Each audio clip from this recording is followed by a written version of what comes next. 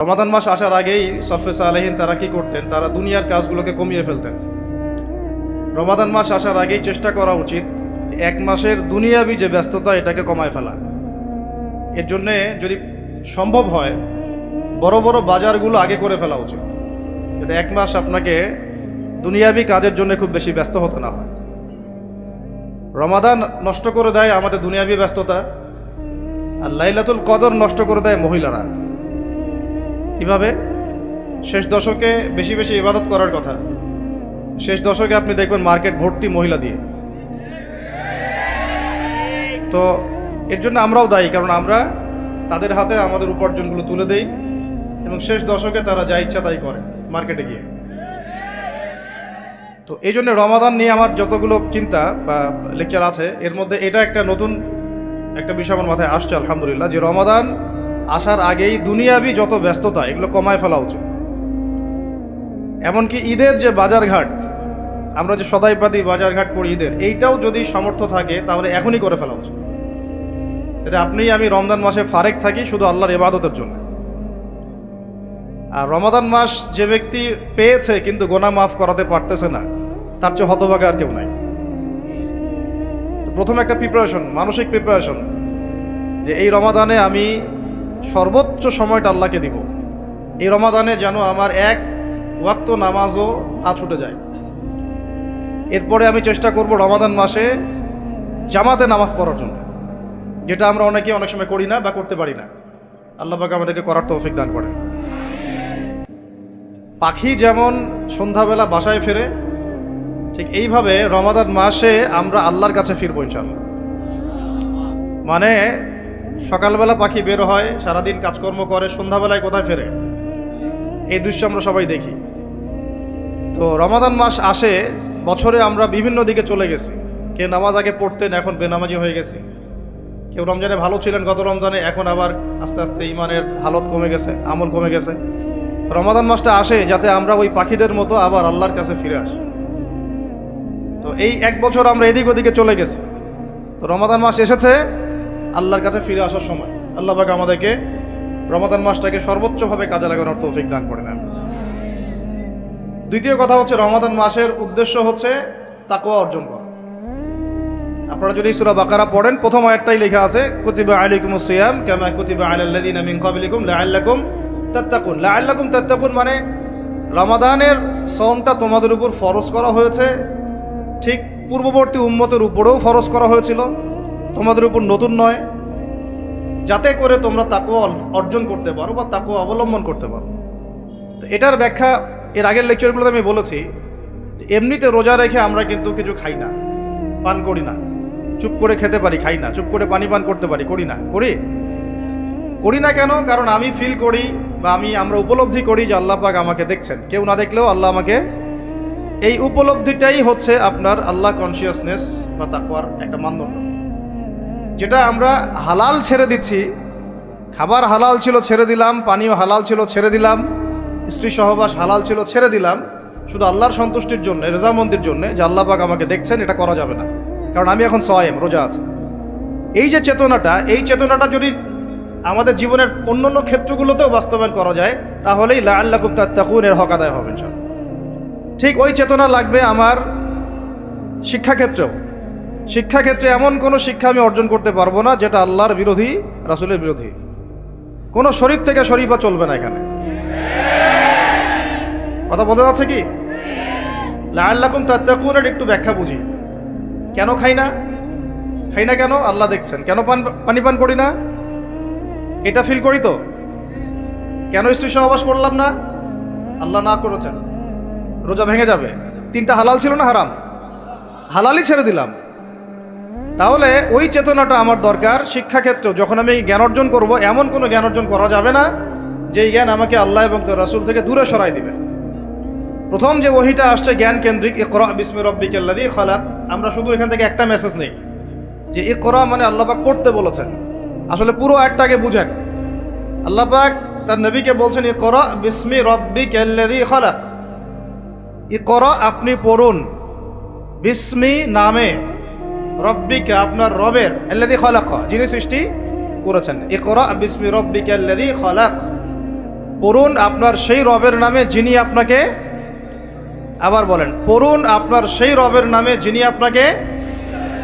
তাহলে যেই জ্ঞান আমাদেরকে আল্লাহর দিকে নিয়ে যায়, স্রষ্টার দিকে নিয়ে যায়, সৃষ্টিকর্তার দিকে নিয়ে যায়, সেটাই হচ্ছে জ্ঞান। যেই জ্ঞান আমাকে সুদ খেতে শেখায়, এটা জ্ঞান না। যেই জ্ঞান আমাকে ধর্ষণে সেঞ্চুরি করতে শেখায়, এটা জ্ঞান না। যেই জ্ঞান আমাকে বিশ্ববিদ্যালয়ে হকি স্টিক নিয়ে মারামারি করতে শেখায়, এটা জ্ঞান না। যেই জ্ঞান আমাকে তাগুতের বিধান দ্বারা দেশ চালানোর জ্ঞান শেখায়, এটা জ্ঞান না। এগুলোকে বলা হয় এক বাক্যে জাহেলিয়া। কি বলা হয়? এটাই ছিল আবু জেহেলের যুগের সুন্নাত। আবু জেহেলের যুগে এগুলোই চলতো। আবু জেহেলের যুগ মানে হচ্ছে ওই আইয়ামে জাহেলিয়াত। আপনারা গালি দেন অনেকেই, একটা বর্বর জাহেলি যুগ ছিল। কিন্তু কেন আমরা জাহেলি যুগ বলি? কারণ ওই যুগেও শিরকের ছড়াছড়ি ছিল, যেটা এই যুগে আছে। ওই যুগেও সুদভিত্তিক অর্থনীতি ছিল, যেটা এখনকার যুগের ফরজ, সুন্নত তো না, ফরজ। এখনকার যুগের ফরজ সুদভিত্তিক অর্থনীতি, এখনকার অর্থনীতির ফরজ। যে কোনো অর্থনীতির দিকে যাবেন, দেখবেন সুদ ছাড়া এখানে গতি নাই, সুদ ছাড়া নড়ার জায়গা নাই। আপনি নড়তে চাইলে আমাকে ধরে ফেলবে আপনাকে। এটা সেই যুগ যে সুদ থেকে আপনি বাঁচতে চাবেন, আপনার গায়েও সুদের ছিটাফোঁটা গিয়ে লাগবে। আপনি যদি বাঁচতেও চান, আপনার গায়ে গিয়ে লাগবে এগুলো।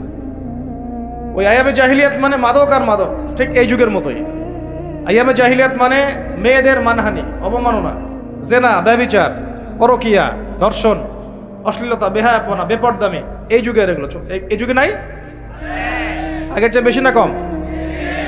আইয়ামে জাহিলিয়াত মানে গোত্রীয় হানাহানি, দ্বন্দ্ব, মারামারি, কাটাকাটি। এখনকার নাই যুগে?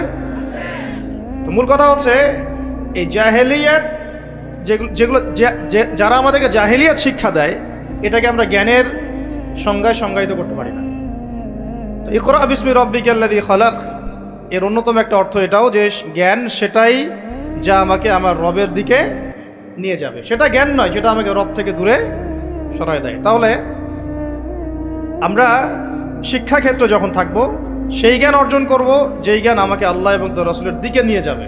যেই জ্ঞানটাই আমাকে আল্লাহ এবং তার রাসূল থেকে দূরে সরাবে, এটার নাম জ্ঞান না, এটার নাম কি? জাহেলিয়াত, মূর্খতা। এখন এখানে অনেক কথা, সব কথা মাহফিলে বলা যায় না, লম্বা করা যায় না। মূল কথাটা কি দেখেন, আমরা স্কুল পড়েছি, কলেজ পড়েছি, বিশ্ববিদ্যালয় পড়েছি, মাদ্রাসাও পড়ছি। এখন আমরা তালেবে ইলম। এখন কথা হচ্ছে আমরা শরৎচন্দ্র, বঙ্কিমচন্দ্র সব পড়ে ফেলছি, ইংরেজি পড়ে শেষ করে ফেলছি, ফিজিক্স, কেমিস্ট্রি, বায়োলজি পড়ে শেষ করছি, ঠিক আছে? আমরা জিওপলিটিক্স, অর্থনীতি সব পড়ে শেষ করছি। এগুলো আমাদের সিলেবাসে ছিল তাই পড়েছি। কেন পড়েছি? কারণ সিলেবাসে ছিল। না পড়লে কি হবে? পরীক্ষা দিতে পারবো না। পরীক্ষা দিতে না পারলে কি হবে? সার্টিফিকেট আসবে না। সার্টিফিকেট না আসলে চাকরি হবে না। চাকরি না হলে বিয়ে শাদী হবে না। বিয়ে শাদী না হইলে জীবনটা বরবাদ। এই তো আমাদের ফিলোসফি তো এরকম, তাই না? নিজের পায়ে দাঁড়াইতে পারলি না তুই, নিজের পায়ে। এখন এই দুনিয়ার একটা ফিকির দিয়ে, চেতনাটা দিয়ে আমাদেরকে এই 10 থেকে 20 বছর এগুলো পড়তে হলো। আমরা পড়লাম। এখন যদি সিলেবাসের মধ্যে থাকতো নবীর জীবনী সাল্লাল্লাহু আলাইহি ওয়াসাল্লাম, যদি থাকতো কোরআনের তেলাওয়াত, থাকতো আরবি ভাষা, থাকতো কোরআনের তর্জমা, থাকতো নবী সাল্লাল্লাহু আলাইহি ওয়াসাল্লামের অন্তত 1000 হাদিস, অন্তত 1000 হাদিস, থাকতো ইসলামের কিছু ইতিহাস, থাকতো ইসলামী অর্থনীতির কিছু ভিত্তি, থাকতো আকীদা, উসুল এবং ফিকহ। এবং এগুলো না পড়লে আমি পাশ করতে পারতাম না। পাশ না করলে আমার চাকরি হতো না। চাকরি না হলে আমার নিজের পায়ে আমি দাঁড়াতে পারতাম না। তাহলে 16 কোটি মানুষ এগুলো শিখতো না? বুঝাতে পারতেছি? শিক্ষানীতির মূল সমস্যা এখানে ইসলাম বিবর্জিত একটা শিক্ষা ব্যবস্থা চালু করা হয়েছে। রমজানে একটা আওয়াজ যদি কেউ তোলে, রমজানে আমরা চাই, এই রমজানে আমরা চাই অন্তত আল্লাহর কিতাবের অন্তত একটা বিধান সমাজে বাস্তবায়ন হোক। অন্তত একটা বিধান। তো আছে এখানে শত শত। কত আছে? শত শত, হাজার হাজার, হাজার হাজার। তো পারেন নাই, পারা যায় নাই, পারবেনও না, এটাও জানি। অন্তত একটা করেন। আপনারাই বাছাই করেন কোনটা। না, আমি একটা অপশন দিলাম যে ইসলামী শিক্ষা ব্যবস্থা চালু করা হোক। ইসলামী শিক্ষা ব্যবস্থা চালু করা হোক। ইকরা বিসমি রাব্বিকাল্লাযী খালাক এর বাস্তবায়ন করা হোক। করা যায় না এটা? এই দাবি কেউ উঠাবে না। আমরা সেই স্তরের মুমিন নাই এখন আর। আমরা তিলাওয়াত করতে যাব, তরজমা পড়তে যাব, কিন্তু এগুলো বলতে যাব না। বলে নিজের কাঁধে বিপদ ডাকার কি দরকার? চেতনা এরকম আমাদের। কিন্তু আমি আপনি সারা জীবন তেলাওয়াত করলেও কিছু যায় আসে না কাফেরদের, ফাসিক জালেম মুশরিকদের কিচ্ছু যায় আসে না। যায় আসবে কখন? যখন চুরি করলে চোরের হাত কাটা হবে তখন। যায় আসবে কখন? যখন কেউ মোরতাদ হয়ে গেলে ইসলামী সরকার তাকে মৃত্যুদণ্ড দিবে, তখন যায় আসবে। জেনা করলে যখন 100 বেত্রাঘাত করা হবে তখন যায় আসবে। যখন বিবাহিত ব্যক্তি ব্যভিচার করলে রজম করা হবে তখন যায় আসবে। তো এগুলো বাস্তবায়ন করলে তখন যায় আসবে। আপনি রমাদানে কোরআন পড়লেও আসলে আদতে গ্লোবাল প্রেক্ষাপটে, বৈশ্বিক প্রেক্ষাপটে জালেমদের, মুশরিকদের, মুনাফিকদের, কুফফারদের কিছু যায় আসে না। কিন্তু অ্যাটলিস্ট শুরুটা হোক কোরআন থেকে। এই বলে আবার পড়াও ছেড়ে দিব এমন তো না, শুরুটা হোক অন্তত কি থেকে? কোরআন থেকে। তাকওয়ার কথা বলতে গিয়ে অনেক ঢুকে যাচ্ছে ভিতরে, আমাকে একটা কনক্লুশনে আসতে হবে। রমাদান যে তাকওয়ার শিক্ষা আমাকে দিচ্ছে রোজা রাখা অবস্থায়, ওই তাকওয়ার শিক্ষাটা আমাকে শিক্ষা ক্ষেত্রেও রাখতে হবে। এই কিতাবে আল্লাহ রাব্বুল আলামিন বলেছেন, যে ব্যক্তি সুদ খায় আর যে সুদ ছাড়ে না, সে যেন আল্লাহ এবং তার রাসূলের সাথে যুদ্ধ করছে। নাউযুবিল্লাহ। হাদিসের মধ্যে নবীজি বলছেন, যে ব্যক্তি 1 দিরহাম সুদ খাবে সে যেন 36 বার জেনা করলো। আর একবার জেনা করলে এই কিতাবের মধ্যে আছে সূরা নূরের 2-3 নম্বর আয়াতে 100টা লাঠি, 100 লাঠ বেত্রাঘাত। 1 বছরের নির্বাসন একবার করলে কি? যুবক যুবতীরা ভালো করে শোনেন, কারণ আপনাদের তো মানে উঠতি বয়স, পাপ পিছলা এখন বেশি। আল্লাহ রাব্বুল আলামিন এই কিতাবে বলেছেন সূরা নূরের মধ্যে, চোখ তো এমনি নিচু করো, তারপরেও যদি কেউ করে ফেলে নাউযুবিল্লাহ, 100 বেত্রাঘাত জনসমক্ষে এবং 1 বছরের জন্য এই এলাকা থেকে বের করে দেওয়া। একবার করলে। কয়বার ভাই? আর নবীজি বলছেন যে 1 দিরহাম সুদ যে খায় সে 36 বার জেনা করলো। কোরআন এক জায়গায়, হাদিস এক জায়গায়, সমাজ এক জায়গায়, বিশ্ব রাষ্ট্র এক জায়গায়। এগুলো লা ইয়াজতামিআন, এগুলো কখনো ম্যাচ করে না। এখন কথা জাস্ট বলে দেই, কারণ আল্লাহর কাছে আমাদেরকে দায়মুক্ত হতে হবে, বা অ্যাটলিস্ট ওজোর পেশ করতে হবে যে আল্লাহ পাক আমরা বলেছি, শুনে নাই, মানুষ শুনে নাই, আমরা বলেছি। ওই হাদিসের কিতাবেই আছে, নবী সাল্লাল্লাহু আলাইহি ওয়াসাল্লাম বলেছেন, আপনারা সবাই হাদিসটা জানেন, আমি শুধু মনে করাই দিচ্ছি। আপনার নবী বলেছেন, মুহাম্মদ সাল্লাল্লাহু আলাইহি ওয়াসাল্লাম বলেন, সাল্লাল্লাহু আলাইহি ওয়াসাল্লাম, যে ব্যক্তি সুদ খায়, সুদের এই 70টা পাপের সবচেয়ে নিচের পাপ, সে যেন তার মাকে বিয়ে করলো। নাউযুবিল্লাহ, আস্তাগফিরুল্লাহ। হ্যাঁ, কখনো কি কল্পনা আসতে পারবে এটা আপনার? বলেন, আমার কথায় মাইন্ড করতেছেন? মানুষকে বুঝাইতে পারি না আমি, এটা আমাদের ব্যর্থতা, আমরা বুঝাইতে পারি না। কিভাবে বললে মানুষ বুঝবে, এটা আমাদেরও বুঝে আসতেছে না। চিন্তার জগতে চোখ বন্ধ করে কি কল্পনা করতে পারবেন যে আপনি আপনার মায়ের সাথে নাউযুবিল্লাহ সেই কাজ করতেছেন যা আপনি আপনার স্ত্রীর সাথে করেন? পারবেন? আর নবীজি বলছেন, আপনার নবী, যে ব্যক্তি সুদ খায়, সুদের পাপের 70টা শাখা আছে, তার সবচেয়ে নিচের শাখাটাই হচ্ছে এইটা। আমরা এই 90% মুসলমানের দেশ না এটা, এখন এটা বরং এখন 50% মুনাফিকের দেশ। আর 90% মুসলমান নাই। মানুষ কাদিয়ানি হইতে হইতে, খ্রিস্টান হইতে হইতে এখন 80% নেমে আসছে মুসলমানের হার। আপনারা হয়তো জানেনও না, কারণ এইখানকার এলাকার মানুষ তো আপনারা বুঝবেন না।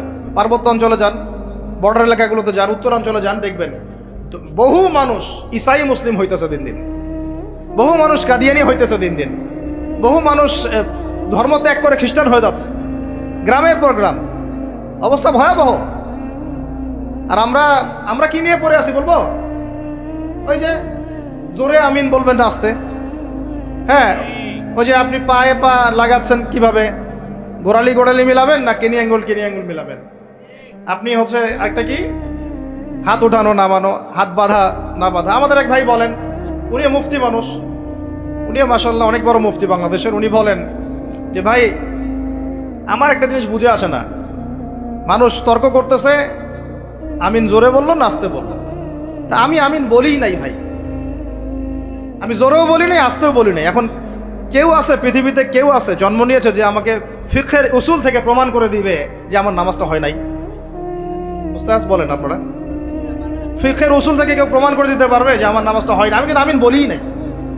আপনারা তর্ক করতেছেন কি নিয়ে? জোরে না আস্তে নিয়ে? আমি বলিই নাই ভাই আমিন। আমার নামাজ কি বাতিল হয়ে যাবে? চিন্তা করছেন যে বিশ্ব কোন জায়গায়, রাষ্ট্র কোন জায়গায়, সমাজ কোন জায়গায়, ফিতনা কত গভীরে, আর আমরা কি নিয়ে পড়ে আছি? মানুষকে এগুলোতে ব্যস্ত রাখার জন্য কিছু মানুষ ইচ্ছাকৃতভাবে পিছনে লাগিয়ে দেওয়া আছে মুসলমানদের মাঝে বিভক্তি লাগানোর জন্য। এটা একটা সূক্ষ্ম এজেন্ডা। এখন আস্তে আস্তে অন্য অন্য মাসআলা, এখন কথা হবে 8 টাকা আর 20 টাকা নিয়ে। ঠিক আছে, রমজান আসছে, রমজানে যে লাআল্লাকুম তাত্তাকুন, জীবনের সব ক্ষেত্রে তাকওয়া অর্জন করো, ওই শিক্ষা তো আপনি আলোচনায় আনবেন না, কারণ আপনাকে ব্যস্ত রাখবে 8 টাকা আর 20 টাকা। আর কিছু ফেসবুকের ইউটিউবার আছে, ওর দরকার ভিউজ, ও একজনের সাথে একজনকে লাগাই দিবে। হ্যাঁ, একটা টাইটেল দিবে, অমুক আলেমের বিরুদ্ধে যা বললেন তমুক আলেম। আলেমে আলেমে তখন একটা দ্বন্দ্ব, হ্যাঁ আমার সাথে আমার ব্যাপারে এই কথা বললো, আমিও একটা কথা বলে দেই। আমরা যে ভাই এত কমন সেন্সিন জাতি হয়ে গেছে দিন দিন, এগুলো দেখতে দেখতে আমরা খুবই বিব্রত এবং খুবই হতাশ। আল্লাহ রাব্বুল আলামিন আমাদেরকে বুঝ দান করেন, গভীর বুঝ দান করেন। আমি আল্লাহর ওয়াস্তে রোজা রেখে আমরা কেউ সুদ না খাই, রাজি আছেন তো ইনশাল্লাহ? কোনো দুর্নীতি না করি, কোনো ঘুষ না খাই, কোনো রকমের খারাপ কাজে লিপ্ত না হই, কবিরা গুনাহগুলো ছেড়ে দেই, ফাহেসা কাজগুলো ছেড়ে দেই, যে অনর্থক যেগুলো কাজ এগুলোতে কোনো ফায়দা নেই ছেড়ে দেই। আল্লাহ পাক আমাদেরকে রোজা রাখার মতো রাখার তৌফিক দান করেন।